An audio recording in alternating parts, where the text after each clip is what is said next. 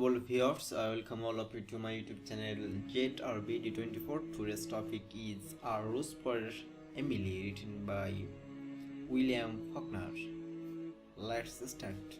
A Rose for Emily is a short story by celebrated American author William Faulkner.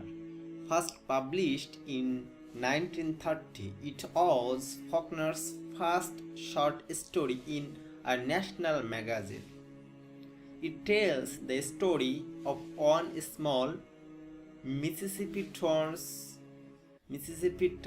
local recluse and is written in Faulkner's signature non-linear style. The story begins with the funeral of town recluse and eccentric Emily Garrison. The town views her funeral as an obligation and a bit of a chore. From there, the story is told in a non-linear fashion based on the narrator's memories of Emily's increasingly unpredictable behavior. Emily's family was on southern aristocracy, and after the Civil War, they fell on hard times. Although the war is over, Emily and her father continued to live as they did before, with her father refusing to allow her to marry. When he dies and leaves her alone at age 30, she is shocked and devastated. When she refuses to bury him, the townspeople write it off as an eccentric grieving process. Emily recovers eventually and she becomes friendly with a man named Homer Barron, a northern who came to town shortly after her father's death. The townspeople are pleased but surprised. However, Homer claims that he isn't the marrying kind and intends to stay a bachelor forever. When Emily is seen buying arsenic from the local store, the townspeople are convinced that Homer's declaration has driven her to suicide. The town arranges for Emily's distant cousins to come into town to watch over her, and Homer leaves.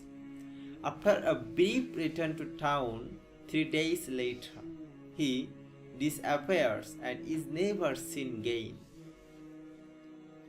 Despite all these events, Emily continues with her haggerty, eccentric ways as if nothing has happened. The town is soon plagued by a ghastly smell coming from Emily's house, but as always, they deal with the problem in a roundabout way. Late at night, men sprinkle lime round her house, and the smell soon dissipates. The mayor decides to waive Emily's taxes under the pretense of paying back her father after his death, and Emily is left alone in her house. Years later, with a new generation of leaders in office, Emily insists on the same arrangement.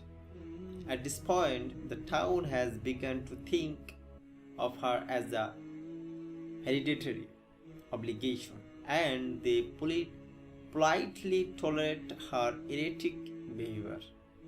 Emily's funeral at the end of the novel is a large affair. Many come only to gawk at the legendary local recluse. After the funeral, speculation about the state of her house is high, and a few townspeople decide to explore what's left. They find her bedroom locked and they kick down the door to find inside every gift Emily ever bought for Homer. On the bed is the badly decomposed body of Homer Baron with an indentation in the pillow beside him and a single grey hair. Faulkner's nonlinear style in A Rose for Emily allows him to examine both the events as they happened, but also the subjective nature of memories. The events have a relationship to one another, and this connection becomes clearer as the narrator is given the freedom to recall the events as they come to mind. Tradition is a major theme within this story. Emily is born into a traditional southern way of life that comes after the Civil War. Without a structure of a rigid class system, Emily's father begins controlling the only things he can, his daughters. She, in turn, is unable to shirk that control even after his death. A fact she demonstrates when she refuses to give up his corpse for burial. This control is reflected in her relationship with and murderer Homer Baron, a northern who doesn't fit into the rigid traditions of her small town and life. Emily's isolation is another persistent theme. Emily's isolation is another persistent theme. The town owes her but also leaves her alone. She is extremely isolated, and yet every action is also put under a microscope by her neighbors. Her behavior under this isolation contributes further to her isolation and simultaneously contributes to the curiosity that prevents the town from setting her free. To some extent, her character mirrors what Faulkner himself felt about Old South. Emily refuses to relinquish her control and her traditions, and when Homer arrives into town but threatens to leave, it is a sign of disrespect toward everything Emily has known. Likewise, the old traditions of the South were dying out and forcing its people to reconcile changing times with what they had always known. The story is a haunting example of what happens when the mind refuses to accept change, and what happens when an entire community both owes and ostracizes one of its members. Emily is an enduring figure, and one that the reader sympathizes with despite her murder of Homer. Abandoned by those close to her, she found comfort only when by their corpses.